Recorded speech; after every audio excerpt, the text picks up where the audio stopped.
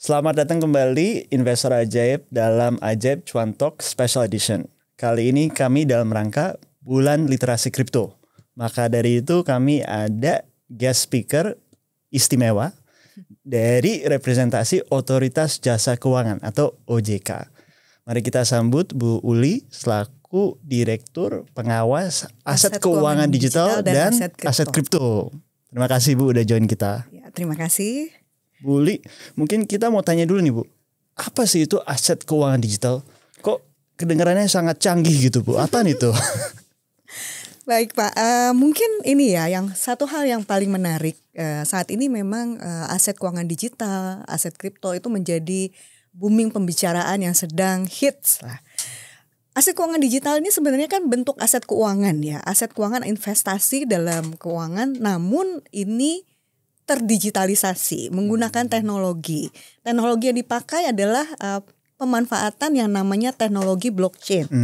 Apa itu teknologi blockchain? Blockchain itu ada di dalam suatu rantai elektronik dengan bahasa program di mana investasi itu tercatat dalam suatu enkripsi yang tadi yang data dan tersimpan dan sebenarnya sangat-sangat aman seperti itu karena hanya pemegang dan yang mengetahui enkripsi tadi yang bisa masuk ke dalam transaksi tersebut. Jadi akan terbatas kepada baik si pembuat ataupun si investor.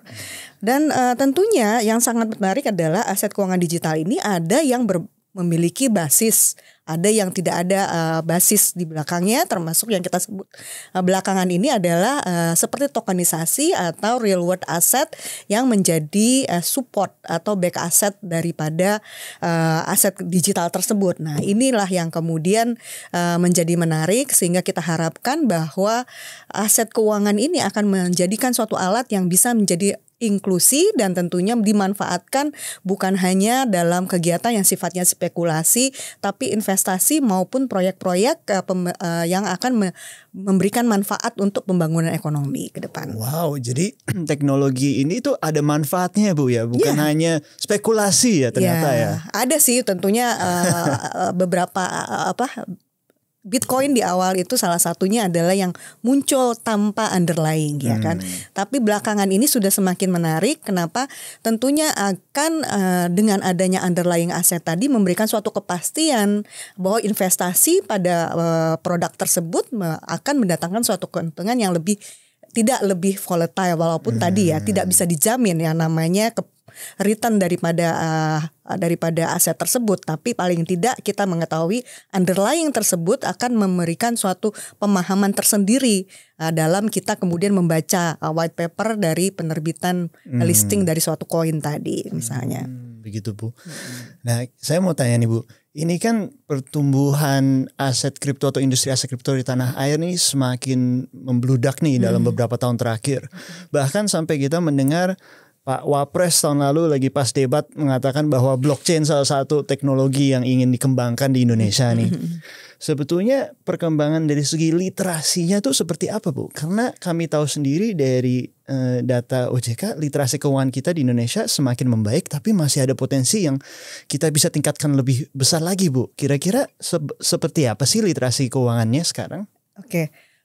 Dapat kita sampaikan bahwa dari banyak data yang kita peroleh sebenarnya tentunya literasi daripada konsumen di Indonesia sendiri terhadap produk keuangan sendiri masih tidak besar ya, masih relatif perlu pengembangan atau growth-nya kita harapkan menjadi lebih tinggi. Namun demikian tentunya dengan tadi ya kita sampaikan beralihnya pengawasan aset keuangan digital dan aset kripto ke OJK sehingga kita mengembrace kondisi tadi dengan tentunya menyiapkan berbagai program literasi dan edukasi untuk meningkatkan pemahaman terhadap apa ini aset keuangan digital. Salah satunya adalah kemarin kita juga sudah menerbitkan ada buku pengaturan dan pengawasan aset keuangan digital termasuk aset kripto. Ini kita bisa akses silakan saja di buku saku iakd.com. Nah, di sini akan ada informasi-informasi history, kemudian perkembangan ke depan termasuk apa-apa saja yang akan dilakukan untuk pengembangan ekosistem daripada aset kripto ini, baik dari penyelenggara di mana memang ada entitas yang kemudian kita sebut sebagai self-regulatory organization-nya, baik dari sisi bursa, clearing, dan custody yang membantu penyelenggaraan transaksi menjadi lebih efisien, lebih terjamin keamanannya, dan sekaligus pedagang-pedagangnya kemudian kita daftarkan. Ya, jadi entitas pedagang yang terdaftar saat ini ada 16 pedagang yang sudah kemarin kita sampaikan juga kita anggap sebagai suatu entitas yang resmi yang diawasi oleh OJK, dan tentunya itu semua menjadikan suatu pemahaman tersendiri kepada calon investor atau investor yang berjalan bahwa mereka perlu melakukan transaksi kepada pihak-pihak yang memang berizin resmi tadi untuk menghindari resiko penipuan ataupun hal-hal yang tidak diinginkan dari investasi mereka yang bukannya untung malah akhirnya jadi rugi, seperti demikian. Wow, jadi sekarang pengawasannya untuk aset keuangan digital atau aset kripto ini semakin seperti perbankan atau seperti pasar modal gitu, Bu? Jadi sebenarnya kita perlu membedakan juga, kita tidak berharap bahwa ketika pengawasan itu ketat atau terlalu highly regulated, akhirnya inovasi juga dikorbankan. Yeah. Nah, kita harus menciptakan keseimbangan tadi bahwa kita tetap mendukung inovasi itu tetap berjalan, tentunya dalam koridor-koridor. Yeah. Nah, koridor yang kita sifatnya adalah principle based. Ya, ada basic requirements-nya, bagaimana melakukan mitigasi resikonya, dan kemudian tadi hal-hal atau aspek utama dari terhadap perlindungan konsumennya. Kemudian tadi memastikan bahwa proses transaksi ini berjalan dengan efisien, pada saat transaksi itu dilakukan matchingnya seperti apa, pencatatannya seperti apa, dan tentunya kepada produk-produk yang tadinya sudah terdaftar juga yang memiliki izin resmi untuk diedarkan atau dijual di Indonesia. Nah, sebenarnya juga OJK sendiri juga punya banyak sih program-program atau event-event di mana melibatkan untuk tadi masyarakat termasuk tadi ya generasi muda. Kita punya yang saat ini nih yang tadi disebutkan kan, kita dalam kerangka Cuan Talks ini ya podcast ini kita dalam bulan literasi kripto. Jadi memang saat ini ada beberapa selain bulan literasi kripto pada bulan ini yang merupakan kegiatan sosialisasi kita selenggarakan di beberapa kota ya. Kemarin Medan, Palangkaraya, kemudian Makassar, dan Jakarta. Tentunya untuk melibatkan mahasiswa dan komunitas lokal untuk memahami dan memperoleh edukasi dan literasi terkait dengan aset kripto dan teknologi blockchain ini. Kemudian kita juga punya di tahun lalu dan akan terus berulang di tahun-tahun berikutnya, ada namanya Bulan Fintech Nasional, ada Fintech Summit. Kemudian ada program OJK Mendengar. Ini juga mendeskripsikan kebijakan-kebijakan kita, termasuk tadi yang saya sampaikan ada buku saku dan ada yang namanya Digital Financial Literacy. Nah, ini juga program kolaborasi yang dimanfaatkan sehingga masyarakat bisa datang ke kantor-kantor OJK di daerah, bukan hanya di Jakarta, untuk dapat memperoleh informasi-informasi terkait. Wow, jadi hampir setiap bulan nih kelihatannya ada bisa bersekolah gratis nih gara-gara OJK ya. Ya, dan tentunya ini kita libatkan bukan hanya instruktur OJK sendiri, atau kita juga bekerja sama dengan akademisi. Kenapa kita perlu menciptakan bahwa ekosistem ini tidak akan bisa berkembang, tentunya harus didukung kecukupannya. Apa tadi, ada teknologinya, ada SDM-nya. Nah, SDM ini juga untuk ekosistem ini kan butuh kapasitas yang seperti apa tadi untuk teknologi blockchain tadi seperti apa, sehingga kita melibatkan juga sivitas akademika untuk membangun program-program studi yang kemudian bisa menciptakan SDM maupun yang bisa dimanfaatkan dalam ekosistem ini, maupun tadi memperkaya informasi mereka untuk bisa melakukan investasi ataupun pelaku-pelaku ataupun infrastruktur pendukung lah, termasuk dari sisi pencatatan, pembukuan, dan lain-lain dalam kerangka ekosistem ini menjadi lebih baik lagi ke depan. Baik, Bu. Bu, biasanya nih kalau viewers kita tuh mendengar tentang OJK itu dalam rangka perlindungan konsumen. Satu hal yang saya sangat apresiasi sedang bicara dengan teman-teman dari OJK adalah selalu pembicaraannya adalah perlindungan dan juga perkembangan industri. Boleh pandangan Ibu tentang perkembangan atau arahan dari industri aset keuangan digital ini di tanah air ini seperti apa, Bu? Apakah kami sudah cukup agresif atau menurut Buli kita ada potensi yang lebih besar lagi dalam panggung dunia gitu kalau kita bicara tentang aset keuangan digital atau aset kripto? Ya, mungkin saya akan menyampaikan beberapa angka ya. Kalau berdasarkan laporan Chain Analysis di tahun 2024, sebenarnya Indonesia sudah menduduki peringkat 3 adopsi kripto global. Wow, 3 ya kita ya. Wow. Kenapa? Karena Indonesia ini memiliki potensi yang sangat besar untuk menjadi pemain kunci atau main player dari ekosistem aset digital. Karena saat ini bahwa ada banyak kebijakan-kebijakan dan dukungan pemerintah dari infrastruktur antara lain Undang-Undang P2SK, kemudian beralihnya pengawasan tadi ke OJK, sehingga transisi dan kebijakan-kebijakan ini bisa bersinergi dengan kebijakan yang sifatnya global, regulasinya jelas, infrastrukturnya kita dukung dengan kecukupan baik secara teknologi, kapasitas SDM, dan tentunya kerjasama internasional. Sehingga dalam pengembangan kapasitas tadi banyak bantuan-bantuan dari luar negeri yang bisa kita manfaatkan, mendatangkan ahli-ahli yang tentunya ini akan sangat bermanfaat buat pemahaman dan expert-expert di bidang ini. Yeah. Dan selain itu indikator pertumbuhan sendiri juga menunjukkan hal yang optimis. Kalau kita lihat peningkatan nilai transaksi aset keuangan digital sendiri sudah mencapai 650 triliun rupiah sepanjang tahun 2024. Ini posisi 31 Desember 2024 dan pada Januari 2025 sendiri sudah mencapai 44,06 triliun rupiah. Sehingga memang peningkatan nilai transaksi aset ini bahkan melebihi pasar saham, ya kan? Pertumbuhan ini juga diperkirakan akan terus berlanjut, tentunya di masa depan ketergantungan terhadap tadi ya inovasi teknologi, kemudian perubahan gaya hidup juga, dan tentunya kita harapkan bagaimana kolaborasi dan sinergi pemerintah dan tentunya para penyelenggara di ekosistem ini untuk sama-sama membangun kepercayaan dan trust dari investor tadi sehingga mereka memiliki suatu keyakinan dan confidence untuk bisa melakukan transaksi dan memahami bahwa kebutuhan ini bagi mereka ke depan dan kelangsungan ke depannya juga lebih terjamin. Ya, wow. Ini suatu hal yang dinanti-nanti oleh banyak user kita yang benar-benar mau melihat bahwa teknologi blockchain atau teknologi aset keuangan digital juga bisa menjadi manfaat baik untuk ekosistem.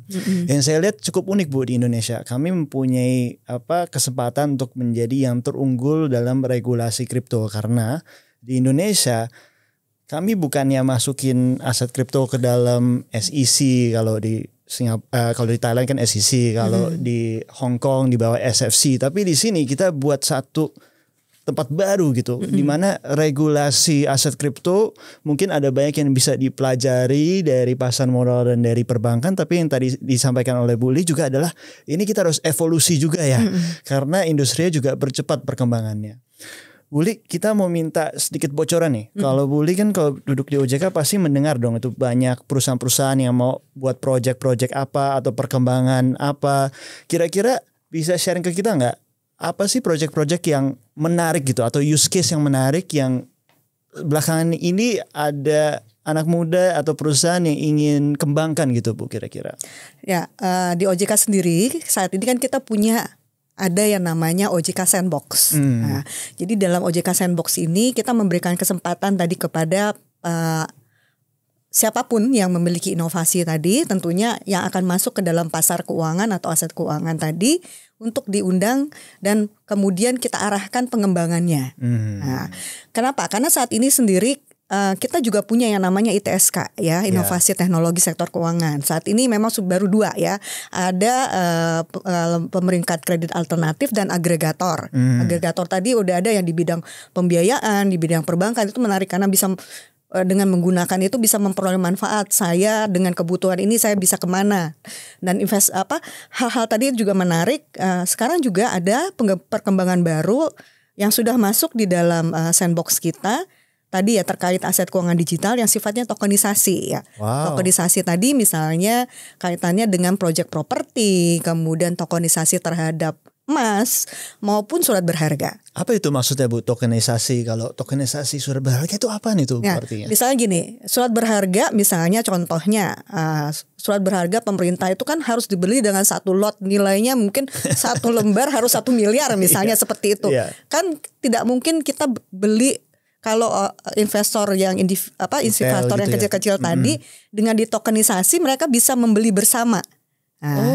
Bisa rame-rame gitu. Bisa rame-rame dan kepemilikan itu tadi sehingga sama-sama dan kemudian ini tentunya akan mendorong tadi ya proyek-proyek yang kemudian menjadi tadi yang saya sebutkan real world asset tadi akan menjadi lebih berkembang lagi sehingga semakin banyak karena kan investor ini kan walaupun kecil-kecil ketika dikumpulkan tadi kan ada berapa sekian ratus triliun akhirnya. Sebenarnya kan banyak di situ dan itu kan arahnya itu tadi kalau kita arahkan kepada proyek-proyek yang membutuhkan, saya misalnya di Indonesia agriculture mungkin, energi terbarukan, mungkin yang lain-lain, itu bisa ke arah sana kita tuju dan sama-sama dikembangkan bersama.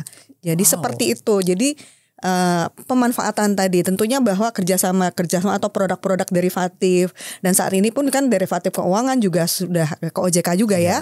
Kemudian ada juga nanti ada derivatif pasar uang yang saat ini juga diawasi oleh Bank Indonesia maupun yang lain-lain tadi itu kita kerjakan kolaborasikan bersama sehingga nanti akan ada variasi produk-produk yang kemudian tinggal dipilih lah ibaratnya etalasenya ada dengan tentunya kita punya minat di mana kita pahami resikonya kita akan invest di sana dengan keyakinan tadi bahwa harapannya semakin dia memiliki suatu underlying yang jelas tentunya tingkat kerugian ataupun kepastian dari pengembalian itu akan menjadi lebih tinggi seperti itu. Jadi kalau kita lihat real world asset itu kira-kira aset dunia nyata gitu ya Bu ya. Misalnya kayak sekarang aja harga emas kan terus naik ya kan.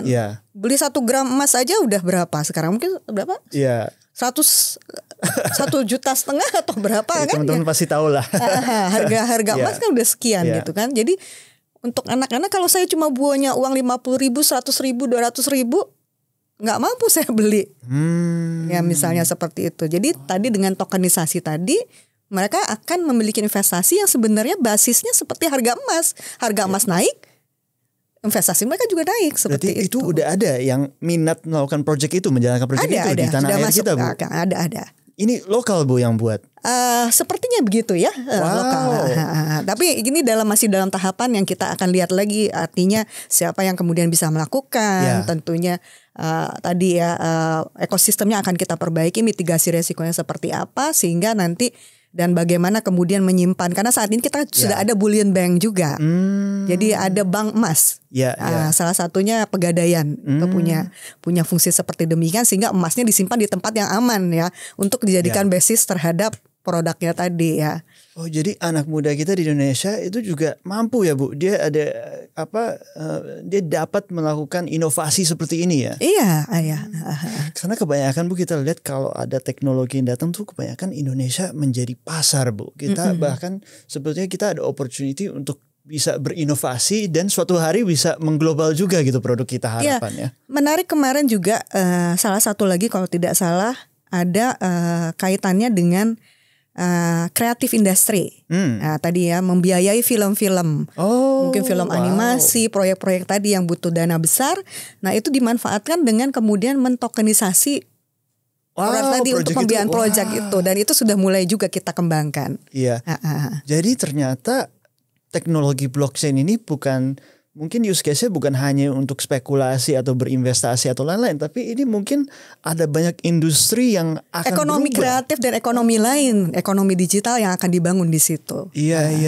Jadi ini PR-nya OJK makin melebar dong Bu ke berbagai industri nanti ke depannya. Ya tentunya karena kita kan tentu sangat akan mendukung program pemerintah ya ke depan. Nah, pemerintah sudah mencanangkan ada